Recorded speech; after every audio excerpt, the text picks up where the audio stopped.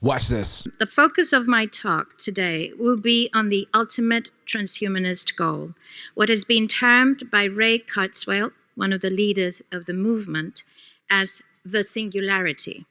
In his book titled The Singularity is Near, When Humans Transcend Biology, he writes, "There will be no distinction post-singularity between human and machine or between physical and virtual reality." It's very important to understand that transhumanism is simply the transitional stage between humanism and post-humanism. Make no mistake, the final goal is to eradicate humanity as we know it. Once you understand the final destination, it becomes much easier to look back and identify the psychological conditioning, the biological tampering, the cultural grooming and the educational prepping that we have been subjected to for decades in preparation to making us accept a post-human future. It takes a lot of physical and psychological abuse to get an intelligent species like ours to agree to its own extinction. Most, if not all, that has transcended in the last 60 years was designed to get us closer to accepting such a dystopian reality.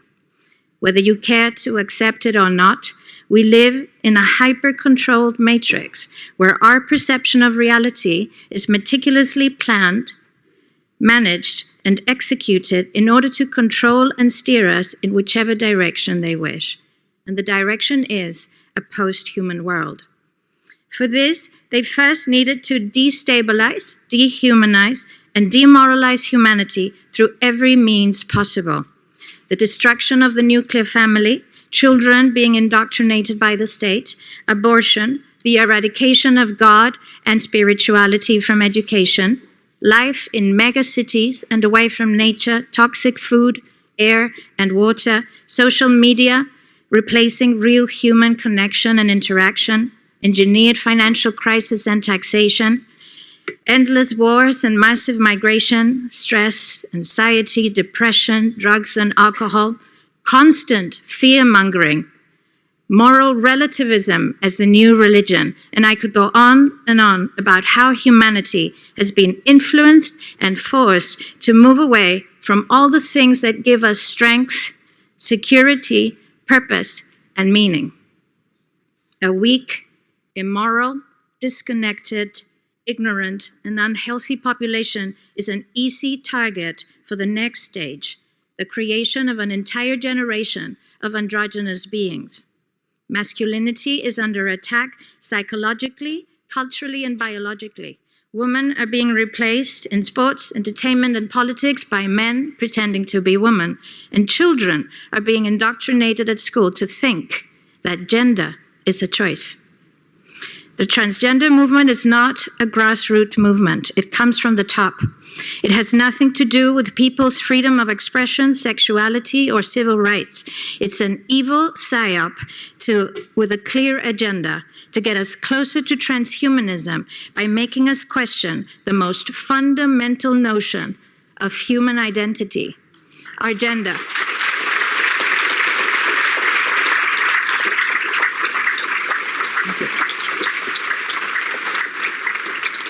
If you don't know who you are, if you already identify as a hybrid between a man and a woman, you will be easily convinced to become a hybrid between human and machine. Gender ideology is the 2 + 2 = 5 from George Orwell's 1984 dystopian novel. It's the final test to see whether we will follow the most absurd party line towards our own extinction. But 2 + 2 = 4. And no matter how you choose to dress, call yourself, or change your physique, will not change that. The sad reality, though, is that in the gaslighting process to get us closer to a post-human future, they have mentally and physically harmed an increasing number of children and young people, and it's only getting worse. This must be stopped.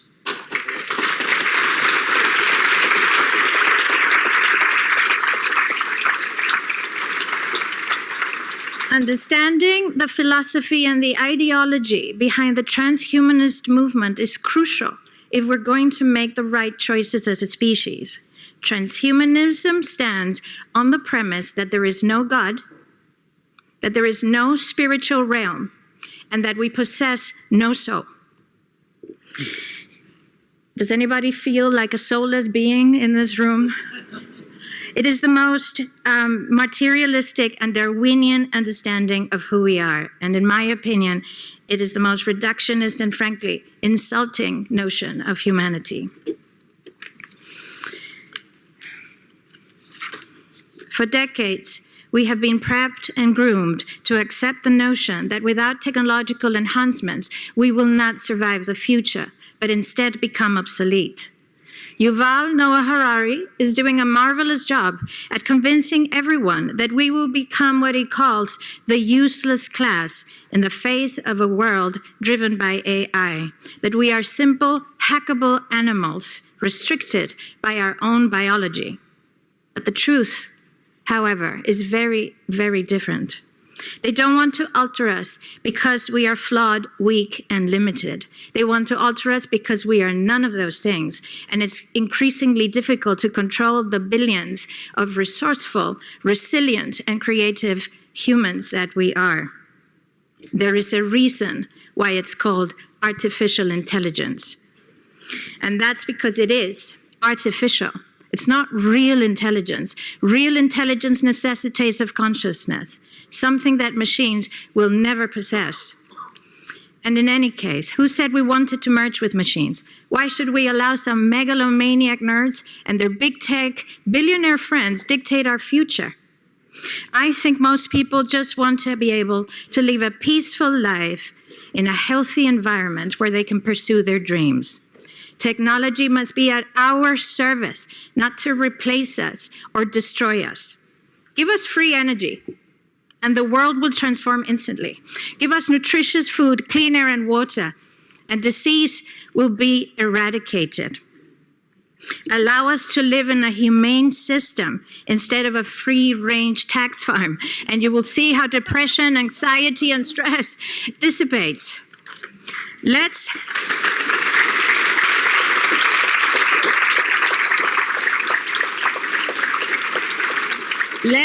Let's use technology to make our lives more humane, not to make humans a thing of the past.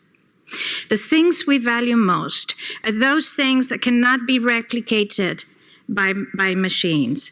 Empathy, compassion, courage, intuition, imagination, passion, love, all of the things that make us unique. We are the most sophisticated beings on this planet and possibly the universe, for all we know. Our body is a universe in itself, one that we still have not yet fully discovered, and our brains are the most complex cognitive piece of biological machinery in the world. Just to give you a sense of our brain power, in 2013, joint teams of researchers from Japan and Germany got together to simulate a single second of human brain activity. They created an artificial neural network of 1.73 billion nerve cells connected by 10.4 trillion synapses. Sounds very impressive, but actually, it's only a fraction of every human being's nerve cells. Scientists believe we all carry between 80 and 100 billion nerve cells, or about as many stars, in the Milky Way. The researchers were actually not able to simulate the human's brain activity in real time, and it took 40 minutes with a combined muscle of 82,944 processes to get just 1 second of biological brain processing time. But they want to make you think you're useless. They don't want to make you better. They don't want to make you a superhuman. The end game is to make you a totally controllable piece of machinery, another thing in the Internet of Things. As Klaus Schwab has said on numerous occasions, the fourth industrial revolution will not change the world, it will change you. They will entice you with promises of immortality, but it's digital immortality. They will try to convince you of a life without disease and suffering, but by disconnecting you from the natural web of life and connecting you to the grid. And they will speak of becoming gods, homo deus, in the words of Mr. Harari. Well, we once took a bite of that apple, and we fell. And we've been falling ever since. But I think we now have a chance to redeem ourselves. We now have a chance to change our ways, to understand our foolishness, to see where we went wrong, a chance to walk in the right direction with appreciation, with humility, with courage, with truth, with faith, and with love. Let's not take this chance to transform ourselves to something different, but to become the best version of ourselves. We are not here to become God. We are here for God to experience life through us. Thank you. I want to hear what you think about this. Drop your comments down below and let me know.